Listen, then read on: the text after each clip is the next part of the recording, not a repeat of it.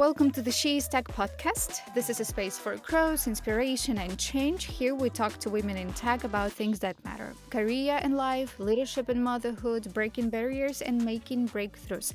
This podcast is brought to you by Intellius. I'm Julia Hamburg, and today we are joined by Viktoriia Pihul, an advocate for safe and inclusive workplaces. In this episode, we will talk about how domestic violence and sexism intersect with our professional lives when often goes unnoticed, and the role tech workplaces can play in creating real change. So, let's dive in. Hello, Viktoriia. Nice to meet you. Nice to hear you. I'm happy to have you here in this podcast. Let's start with the introduction for those meeting you for the first time. Could you please share a little bit about your personal and professional background? I personally would love to hear what set you on this path. Like, what experiences or turning points led you to focus your work on issues like domestic violence, sexism, and creating safer environment for women? Hi, Julia. Thank you for invitation and this chance to talk about the topic that is close to me and I worked with for many years.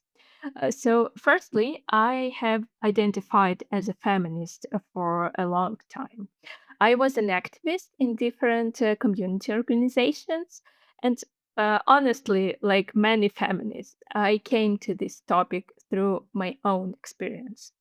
I am a survivor of domestic violence. I had to live with this for many, many years. Later, I faced harassment at work. I stayed silent. I didn't tell anyone for years about the environment I grew up in.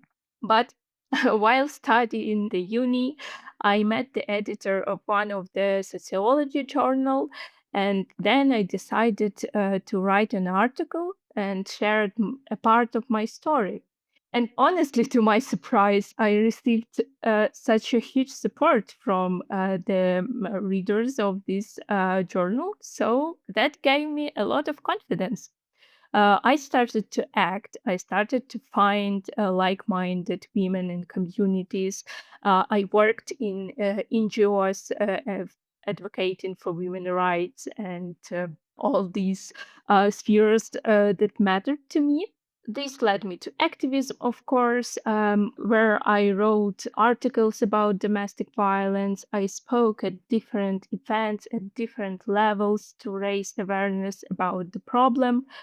And I'm sure when there is a safe space, it's easier to talk about the topics that society often tries to hide.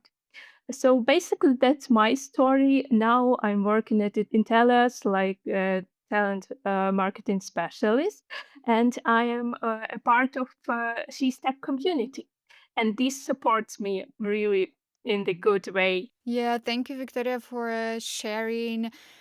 October is a domestic violence awareness month, and it often opens the door to conversations that people sometimes find uncomfortable or even avoid altogether. So, thank you once again for sharing, for showing such example of being open, honest, and loud about such an important things.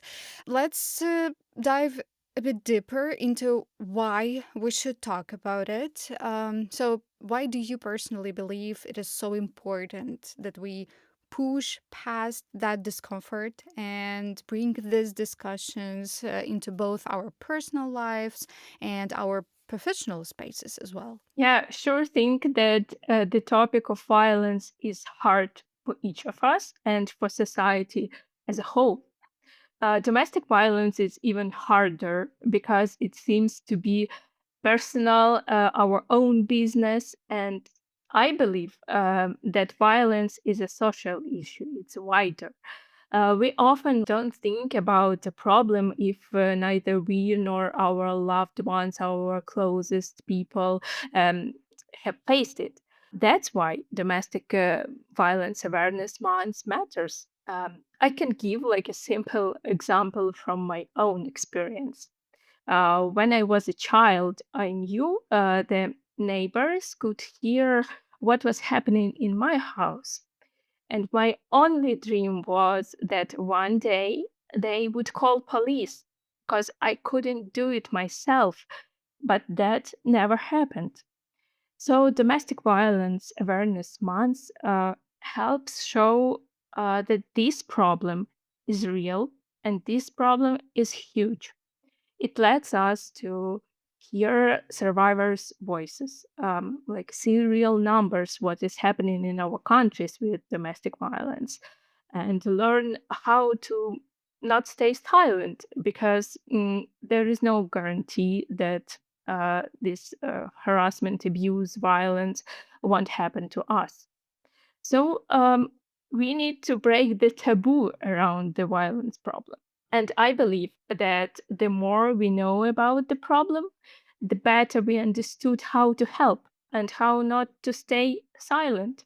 There are 2 points I want to highlight in this topic. So, first, the victim of domestic violence can be men and children too. But this is important to note that currently the majority, like over 90%, are women still. So we talk about this problem in our podcast because for women, by women. So I really appreciate this opportunity and what we are doing. And second, leaving an abuser is often hardest when children are involved. That's why I value the work of shelters for domestic violence victims so much. They give women a safe space to stay for a while so they can recover, figure out what to do next. And it's important that you know about the problem and you can be aware of what you can propose to the survivor if um, this person trusts you, if this person shares the story with you. So you can suggest calling a hotline, help to find the shelter, or assist with legal advice to recommend something, what to do. And you will not be scared when you hear this story. And you mentioned important part that why do we need to bring the discussion in our professional space? I think that we spend a lot of time at work, and work is a part of society too, so it's a complex.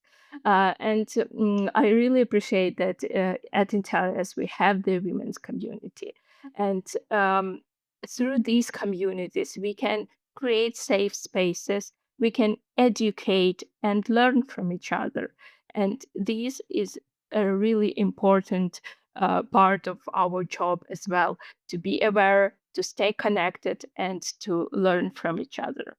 Yeah, thank you. Thank you, Victoria, for highlighting the importance of talking aloud about such problems, because you never know which call to the police or which voice raised against any violence can help, I don't know, a child, a woman, the whole family, and in general, when we talk about bigger picture, will help the society in general. Yeah. Okay, let's talk about sexism now, because the sexism isn't always loud or that much obvious. It can show up in really subtle, everyday way. So, from your perspective, especially looking at tech workplaces, what are some examples of behaviors, attitudes, or structures that often escape notice, but still have a very real impact on women and their opportunities? Oh, I have an example to share. So recently, I was looking for some information I needed for the conference, and I looked through Reddit. I found a thread called "I Hate Being a Woman in Tech." In this thread, a woman shared that she was sexually harassed by a coworker and team member. After that, he started acting like very passive aggressive on team calls and kept stealing her thunder. And she didn't know what to do because it's like very hard situation to be. This hit me because recently I saw the statistic that in different countries in Europe, um, 2 out of 5 women face harassment at work. But harassment is a really obvious part of sexism. We heard about it like in different ways, social media posts, articles, podcasts. But I call it a tip of an iceberg. Underneath, we have like a lot of issues that get little attention. Because on the same Reddit, women share that they are often interrupted in meetings. Their ideas are not taken seriously and shows like lack respect for women's expertise. And this is a problem as well. Also, we know about these processes of mansplaining or the glass ceiling at work. And it's also important to address false beliefs that women shouldn't be promoted or hired because they have or might have children. It's like, why? This is called recruitment discrimination, and this is still present at the market. It often leads actually to working mom guilt. Women work, women can have children, but let's not discriminate them for that. And I heard about the reverse situation. My friend once told me that in her company, um, they created like a special bonus system that only rewards employees who have children. Pretty contradictory, really. And I ran a webinar for a Small Steps Count campaign at Intellias, and I prepared some statistics information. And what surprised me and not surprised at the same time that this taxism process starts even in universities because male professors don't see women as worthy of science. At the same time, statistics show that women earn higher education more often. So let's have some conclusions of that. And this is important to highlight that gender pay gap in Europe is still over 12%. Also, women struggle more to get management roles, and honestly, management still uses like old-fashioned excuses, like women are too emotional, or women might have like children and take maternity leave. Still, I always say that tech industry sets trends in many ways. And tech industry leads in social corporate responsibility, equality, diversity, inclusion programs, in declaring zero tolerance for discrimination and violence. But now I see that many companies, like worldwide, talk about cutting equality, diversity, inclusion.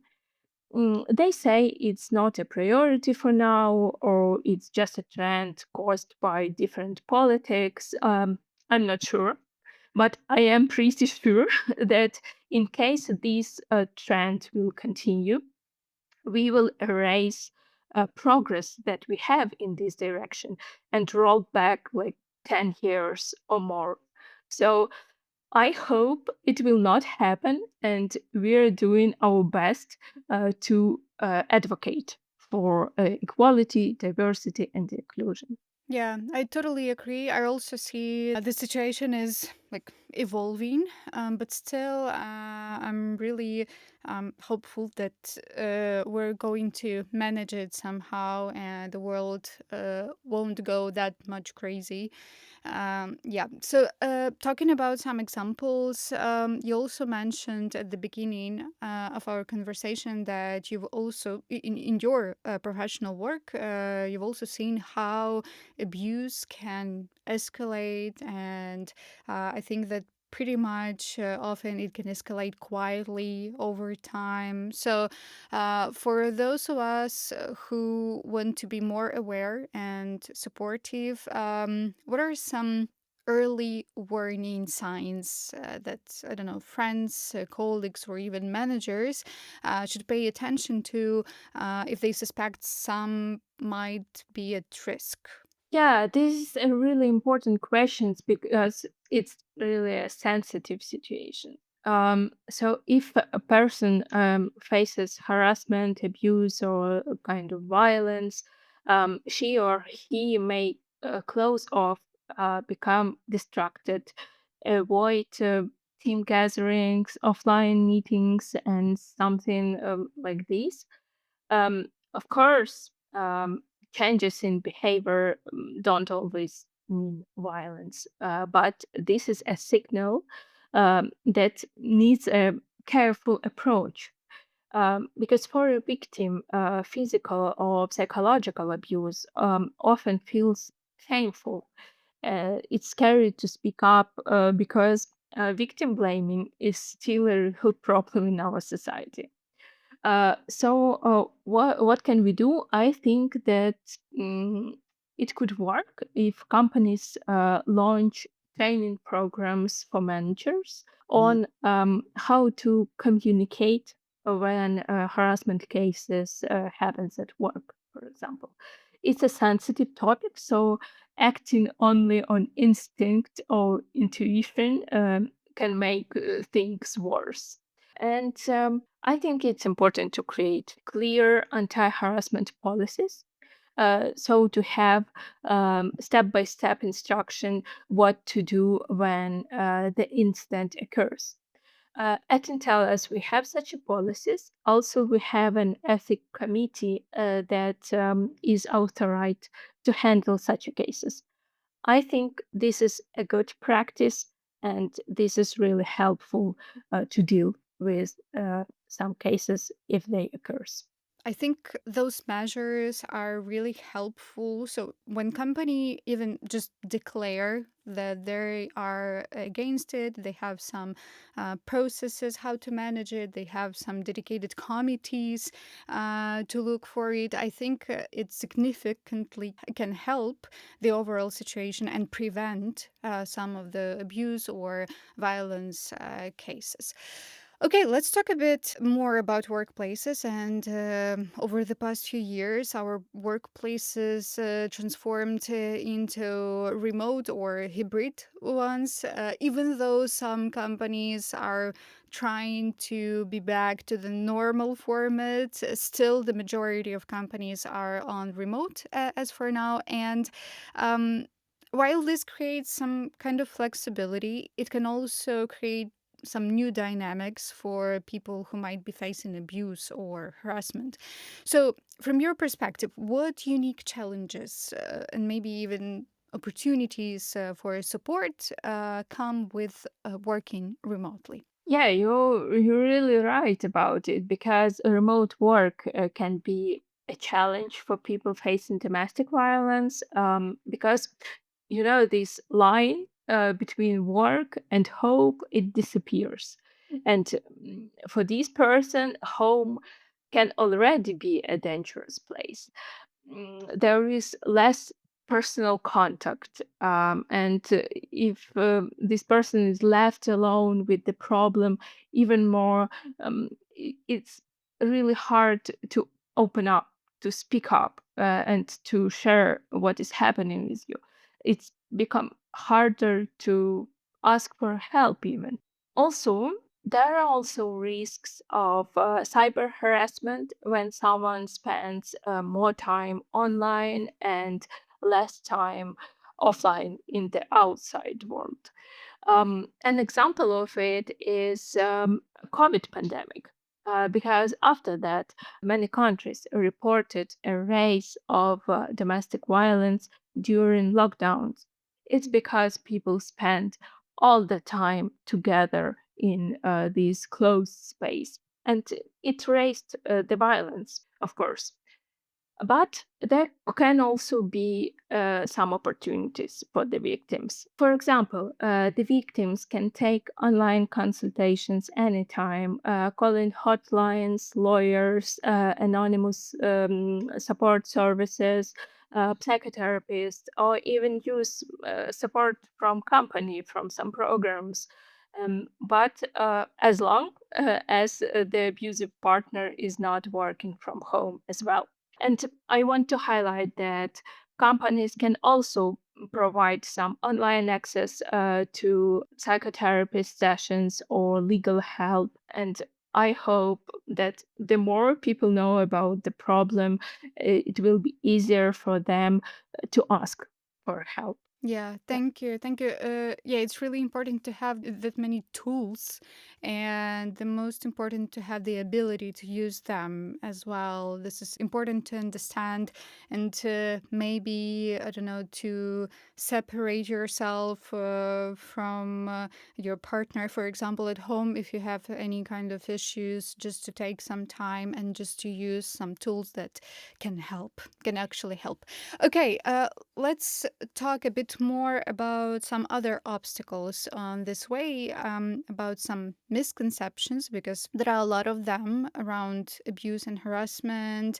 For example, ideas like it only happens with some certain type of people or families, or if it were really bad, the person would just leave, or something like that. So, what are some of the most common misunderstandings that you came across, and how do these myths take it harder to victims to seek or receive help? As I mentioned, the problem of victim blaming is still very real.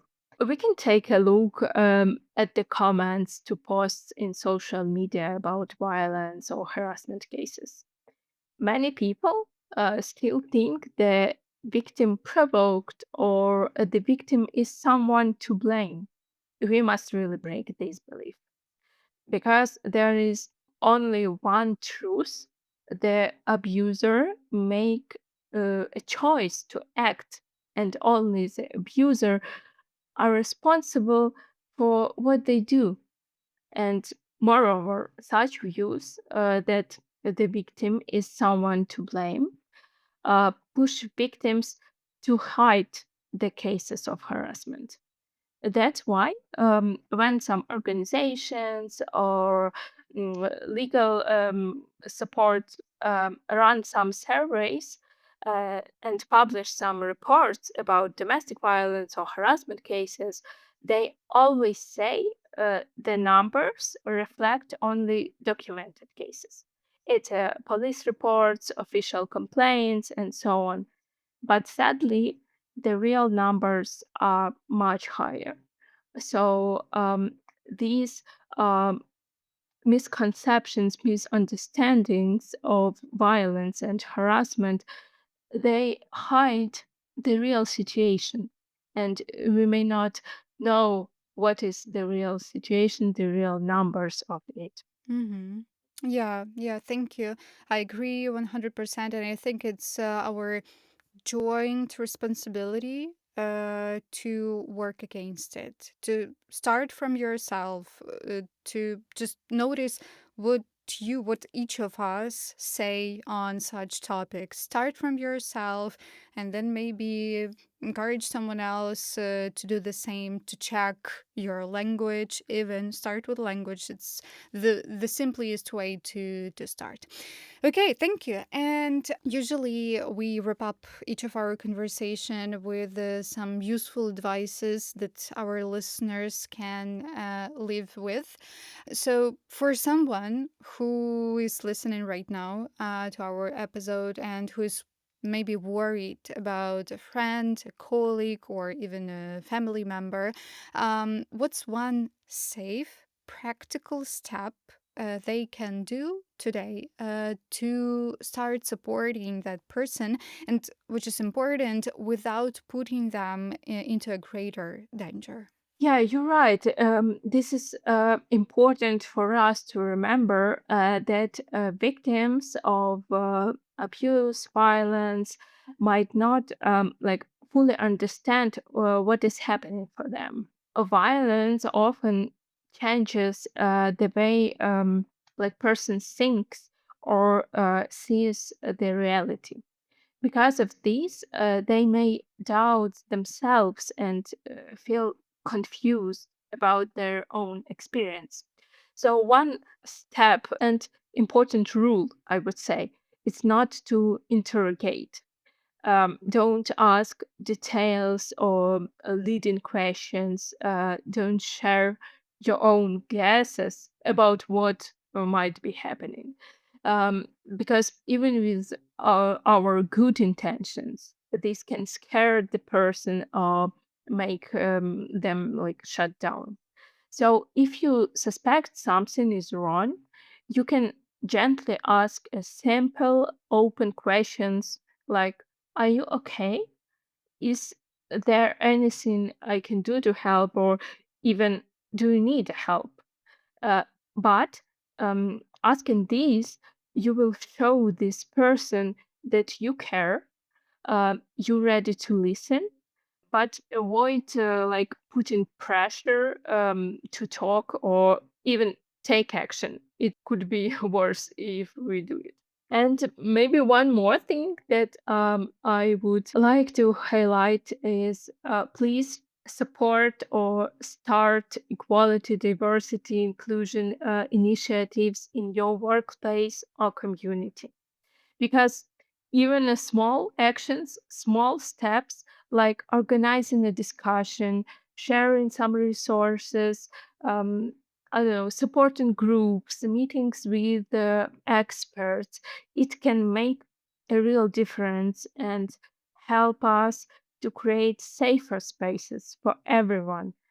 I believe that it will really make a big difference. Thank you. Thank you, Victoria, for such a great advice, and also for sharing once again your story and stories of others that you know. It's important, to define and to understand that you're not alone in this problem, and it actually, even this helps a lot. And then it's easier to act, to try to change something, to fight this challenge. Thank you for that. Thank you for your openness. I hope this episode will be helpful for our listeners and community. Thank you. Thank you so much. It was a great conversation, and I feel inspired. And I hope that our conversation will support the people.